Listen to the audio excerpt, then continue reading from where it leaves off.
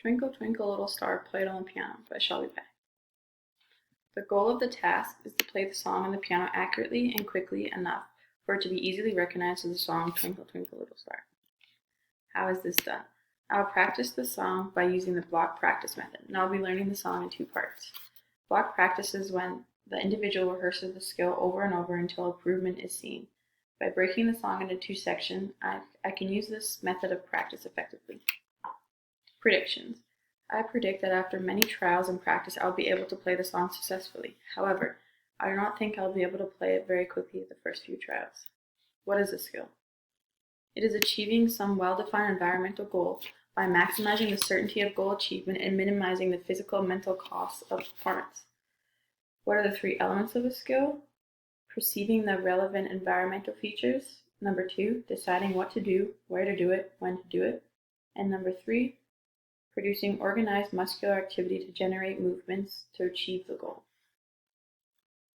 What is an ability? Abilities are the basis of skills and support certain skills. Individuals must have some ability in order to develop a skill. The abilities I have already before learning the piano is important in determining if the piano skill will be performed successfully or not. Abilities required for this skill is concentration, hand-eye coordination to press the correct keys, and a proper sitting position. Muscles involved in this skill are hands, fingers, wrist, and a little bit of forearm muscles are used. Playing the piano is a close skill because the environment is stable and predictable. The environment has no effect on the skill. It is also a serial skill because every individual key is needed to be hit and played to create the completion of the song. Closed loop control systems. Executive. The executive decides if the action will be completed and makes an executive decision about making errors. Effector. The effector is the time taken to practice the song, and the amount of time taken to practice the skill affects the outcome. Closed loop control systems. Compactor, against which the anticipated feedback is compared to actual feedback to find an error. An error signal, which is the information acted on by the executive. Open loop control. Open loop system. The stimulus response is playing the keys on the piano. Response selection is the index of difficulty. Complication of notes required to play, and the speed that the notes are played. Movement programming is striking each note and completing the song. The central nervous system, spinal cord, gets directions from brain to move specific muscles. The spinal cord triggers the temporal lobe, dorsal stream, and motor cortex. Muscles used include hand, fingers, and some forearm muscles. Directions to relax and contract are received from the spinal cord. Variables and parameters. Parameters are missed notes, speed of the song, and complication of notes that are required to be played. The variables include movement of the wrist, sitting position, and finger placement. Auditory and motor control. A delay in hearing the auditory feedback can result in errors in timing and movement, which would affect the sound the piano would make.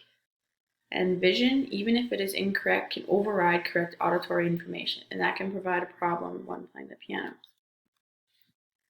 And the laws, I used Hicks' law. Hicks' law says that the more information that is needed to be processed will increase reaction time.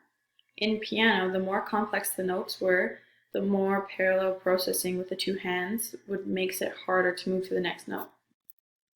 Fitts' law, speed-accuracy trade-off. The speed affects how accurate the skill is performed as notes are played. The amount of force played on each note affects how quickly the next note can be played, which affects the tempo of the song. Feedback. The sound the keys makes when you strike them provides auditory feedback, as well as feeling yourself touch the round keys. This is intrinsic feedback. Extrinsic feedback would be listening to someone play the song online and hearing the notes being played. So learning the song. I will begin learning the notes on the piano and which notes I need to play by breaking the song into two halves and practicing the first half repetitively until I can do it without any error. Then move on to the second half and master that half before putting the two parts together. And then there I have the first half of the song labeled with the notes, and then the second half of the song labeled with the notes that I need to be played. And then to learn this song from extrinsic feedback, I used this YouTube video on how to play the piano. And it showed me. So as you see there, all I did was press C, C, G, G, A, G. So that's C twice, G twice, A twice, G.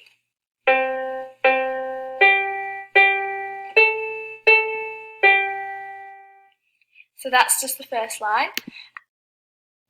And I did that through the whole song and compared and listened until I got it, all the correct notes being played, and then I practiced getting it without looking and then quickly all together. Learning the basics of the piano. The first thing I did, I labeled the notes on the piano just like in the video, so I knew where the correct keys were. Then I practiced sitting correctly so it was easy to move my hand and fingers on to the next keys. Stages of learning. This is me first couple times playing the first half of the song. Firstly, I practiced the first half of the song until I could learn the second half. I did that until I could do it without looking up at the notes and until I could play it quickly without pausing.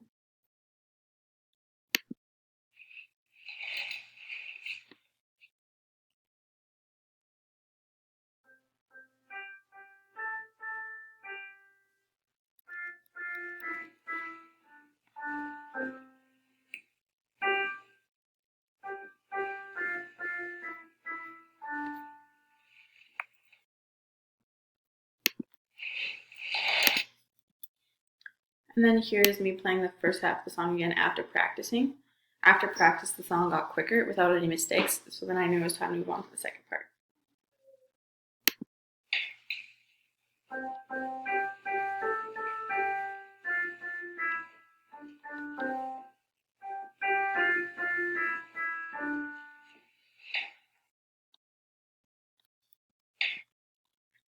Stages of learning, second half of the song. After getting good at the second part, I knew I was ready to put them together.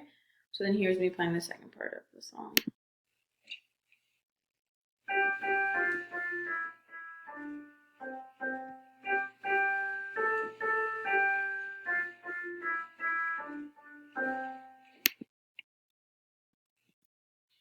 And then here are the results of it all together and quickly, and after 7 days of repetitive practice. And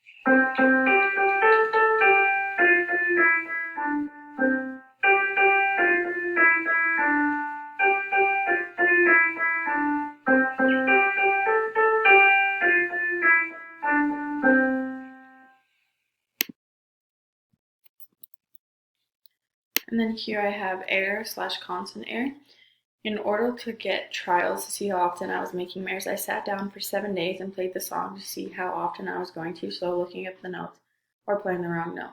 So constant error I got was 6.4, and I was successful through 64% of the trials. So then I have day 1, 3 out of 10, day 2, 4 out of 10, day 3, 6 out of 10, day 4, 7 out of 10, day 5, 7 out of 10, day 6, 8 out of 10, and day 7, 10 out of 10. I played with no errors.